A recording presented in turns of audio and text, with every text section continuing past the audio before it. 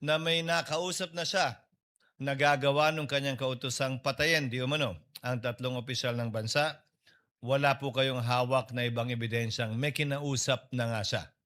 Insofar as the Cybercrime Division is concerned, sir, opo. Professional, as a lawyer and as an NBI agent in charge of investigating this. Meron ba siyang state admissions against interest? Ang tinutukoy ko lang po again, Your Honor, yung No, I 26. don't care. Wala po yung I'm 23. sorry. I don't care, Mr. Presiding Officer, kung anong tinutukoy mo. I'm asking you a direct question. November 23, video. Meron o wala siyang admissions against her interest doon? Isang beses, yun mahigit 2 oras. Sa kabuuan po, totoo po yun. Ang kaya nyo lang pong sabihin na sinabi niya yon, pero kung totoo man yun o hindi, wala po kayo sa lugar sabihin na totoo nga ba lahat ng mga sinabi niya. Well, una, since Yung ibang nagtanong sa admission against interest, you stated this already, but just for the record, you viewed the whole video, right? The whole 2-hour video. the November 23, Yes. Sir. Yes. Yeah, that's- isang beses, sir. Isang beses lang. Yes, sir. Okay. And how many times there has the Vice President made admissions against her interest? No, sir, ang tinutukoy ko pong admissions against interest doon sa November 26, sir. No, sabi mo yung November 23 din na ayaw ng defense gamitin contracted, so yung kinausap is also an admission against her interest, di ba? Di, sir, ang sinasabi ko pong admissions against interest, yung November 26 video po, sir. Na sinasabi niyang totoo yun at hindi niya Yes, sinasabi. sir. Okay. Opo. So, doon sa November 23, may nakita ka doon na admissions against interest.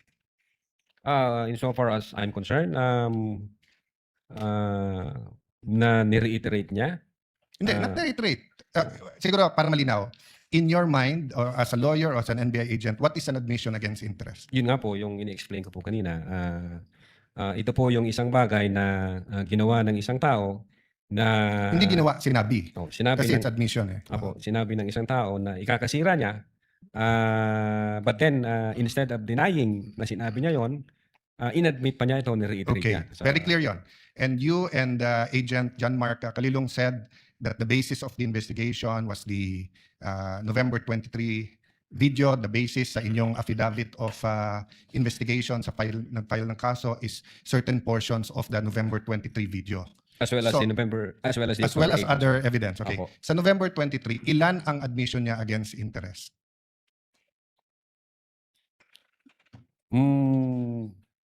Ang sinasabi ko pong admission against interest, This yung is a new November question. 26. This is a new question. If you evaluated well the November 23 video, is there any circumstance in that video that you believe that the Vice President made admissions against her interest?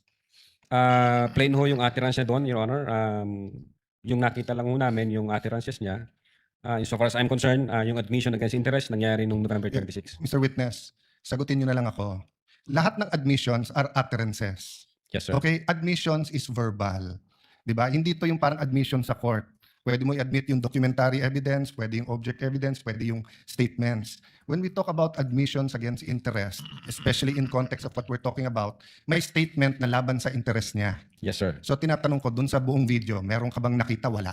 Yes or no lang yun, meron or wala. O meron at wala, hindi yes or no. Kayo nag-evaluate nun eh. Meron o wala? Admissions against her interest. Yes, sir. The fact na in-utter niya yun. O which one nga? So meron ilan at ano yun? A little leeway, Mr. Presiding Officer, kasi hindi natukoy masyado yung tanong. Senator Judge Alan may proceed. Yeah. So which statement that? That one you're mentioning now. So yung sagot mo meron. Ang understanding ko, sir, nung sinabi ko yan, I'm referring to the November 26, 2024. Mr. Witness, paulit-ulit tayo. Yes, sir. Burahin mo na yung pinag-uusapan natin you're referring to. I'm asking you a direct question. Yes, Sa sir. November 23, meron o wala bang statements na you will consider in your professional as a lawyer and as an NBI agent in charge of investigating this? Meron ba siyang state admissions against interest? Ang tinutukoy ko lang po again, Your Honor, yung 26. No, I don't care. Wala po yung 23. I'm sorry. I don't care, Mr. Presiding Officer, kung anong tinutukoy mo. I'm asking you a direct question. November 23, video. Meron o wala siyang admissions against her interest doon? Attorney Lotok, yes, no, I do not know, I do not remember. We're referring to November 23, not 26. Yeah, I do not know, sir. Ang you do not know. nire-refer ko na... Yeah, don't tell me na. So you do not know. Okay. When she said, kung papatayin ako, may kausap na ako, patayin niyo yung tatlo. Is that an admission against interest? Yes or no? Based on that utterances, sir, yes, I think so. Yes. O kakasabi mo lang kanina, I don't know. Ngayon, yes. O ano pa? Ano pa sa video na yon na admission against interest? Meron o wala? Or I don't know? Yung utterances na yun, sir, Sir, bukod nga doon. to me, sir, yung utterances na yun, that's admission against Sir, interest. klaro na yon. Tinanong ka na ng presiding officer, sagot mo, I don't know. Tinanong kita ng diretso na sa video, biglang you know, biglang sasabihin mo na yun utterance na yon. So ang tanong ko na ngayon, bukod doon, aside from that, Sir, ulitin ko po yung sagot ko.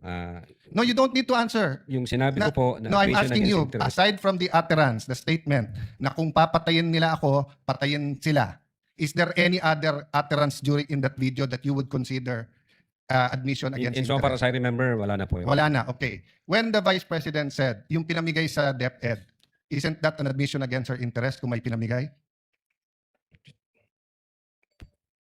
Siya po yung namigay, sir? Ikaw ang nanood ng video, ikaw nag-evaluate, ako pa magsasabi sa'yo kung ano laman ng video. Akala ko ba, tinignan nyo ng mabuti yung video? Bakit hindi mo alam yung laman ng video? EDSW, ano yun?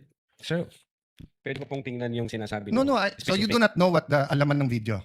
Again, tinignan ko po ang video one time and ang nag-review po ng video yung agent on case. Yes, but you're the agent in charge and you're the one who filed the affidavit. Okay, Yes, sir. next question. Nung sinabing mag-people power, tapos ang sinabi niya, hindi yun yung solusyon. O kung nag-people power, sino magiging presidente?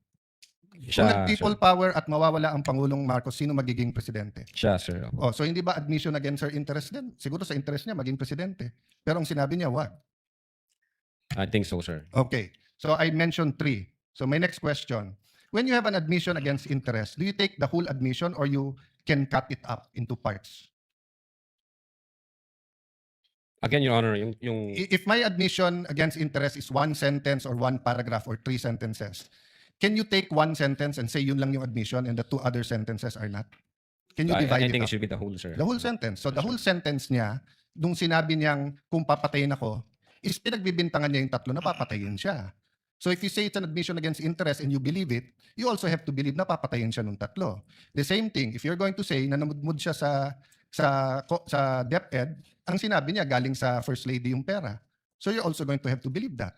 So if you're going to believe her na yung ibang sinabi is seditious, ngayon sinabi nga niya hindi solusyon ng people power. So as the evaluator, bakit hindi consistent yung evaluation niyo nung video? No, I think yung insofar as people power is concerned, I think sinabi niya yata na, yes ma'am, natutuwa ako dun sa ginagawa niyo. Hindi. Your Honor. Pwede ko pong ulitin. Your Let the Honor. record speak for itself. It's on Yes, Your page 26. Same paragraph nung sinabi niyang papatayin, no? But having said that, last question, no? Bakit sa cybercrime ni-refer?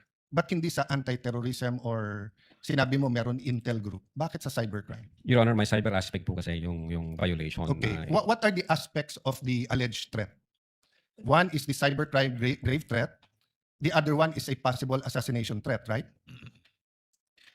No, Your Honor, yung sinasabi kong may cyber aspect, the utterances was made through Through cyber. And the utterance, in accordance with you, constitute grave threat. yes, sir. But if she meant it, and if it is true, and if it is accurate, it's also an assassination plot, isn't it? Kung totoo yung utterance niya, napapatay kita, may kausap na ako, hindi ba assassination plot yun? Maybe, sir, yes. No, hindi maybe. NBI kayo nag-ano eh. May nagsabi sa presidente, papatayin kita. How much plain can that be as an assassination plot? That's why, sir, may validation process. That's why may validation. Kaya yung tanong ko, ano ba mas mabigat, yung assassination plot o yung cyber aspect? No, Your Honor. No, diretso yung tanong. Hindi, no. Anong mas mabigat? It's a direct question. If you were NBI director now or whatever, you were PNP chief, dalawang iniimbestigahan mo, yung cyber aspect na pwedeng cyber libel, pwedeng grave threat, at yung assassination plot, ano mas mabigat sa dalawa? Ano yung prioritize mo? Your Honor, yung cyber aspect, based on the law, mag-a-add siya ng 1 degree higher doon sa... So, magdidebate tayo kung anong higher, papabayaan mong mapatay ang presidente. Kindly wind up, Senator Yes, Judge. I'm winding up. The point I want to make, Mr. President, is whether I was the PSC, the Executive Secretary, NBI, or an ordinary citizen, my first concern is wag mapatay ang presidente. Yes, sir. But instead of the NBI director taking it upon himself, giving it to the anti-terrorist or to the intelligence, sa cybercrime binigay. Your Honor, again, uulitin ko, yung utterances was made through Yeah, information and so communication technology. Kaya may I hope if jurisdiction any of one of my cybercrime colleagues here division. become president, magbago yung attitude ng NBI. Mas importante pala cyber kaso sa buhay ng presidente. Not necessarily, Your Thank you, Honor. Mr. President. Noted. Counsel for respondent is recognized for his recross, if any. Just a few points, Your Honor. You may proceed, sir, when you're ready. So during your testimony, you mentioned that an unsigned document is a mere scrap of paper. Yes, Your Honor. But you also said on redirect that the lack of signature is a typographical error. No, yung typographical error based sa tanong sa akin kanina. So in the course of your open source investigation, did you encounter this video? Hindi ko po na-encounter yan, sir. Nothing further, Your Honors. Before we let go of the witness, the presiding officer just has a few points. Number one, to clarify, Attorney Lotok, Yes sa po, Your Honor. pagtatanong po ni Senate President Wen Gatchalian kanina, sabi niyo po, maliban sa mga salitang binanggit o sinambit ng ikalawang Pangulo na may nakausap na siya na gagawa ng kanyang kautosang patayin, di umano, ang tatlong opisyal ng bansa, wala po kayong hawak na ibang ebidensyang may kinausap na nga siya. Insofar as the Cybercrime Division is concerned, sir. Opo. Pangalawa po, sabi niyo po, sa ilang katanungan pinukul sa inyo, na hindi nyo alam kung totoo o hindi ang ilang mga sinabi ng ikalawang Pangulo. Sa video na napanood po ninyo ng isang beses, yung mahigit 2 oras, sa kabuuan po, totoo po yun. Ang kaya nyo lang pong sabihin na sinabi niya yon, pero kung totoo man yun o hindi, wala po kayo sa lugar sabihin na totoo nga ba lahat ng mga sinabi niya. Well, una, since Vice Presidente siya at base doon sa sirkumstansya na galit siya at nagbabato siya ng mga pagmumura, we believe na totoo yung mga sinasabi niya, Your Honor. And as an advisement perhaps to the senator judges and the public as well, an admission against interest, as mentioned in the rules, is nothing really special. An admission against interest under the rules is simply an exception to the hearsay rule, where a person who is about to die or is unavailable to testify, his statements against his or her interest may be admitted, testified to by another person, not the weight we seem to be giving admission against interest na parang umami na dahil labag sa interest niya yon. The rules are specific and the purpose also is specific. It is an exception rather to the hearsay rule. If there are no other points or questions to be raised by any of the senator judges, Attorney talagang photo finish. Senator Judge Padilla is recognized for his intervention. Pwede po bang magtanong You have 2 ulit? minutes, sir. Yes, of course, Opo. sir. Opo. Kanina po nabanggit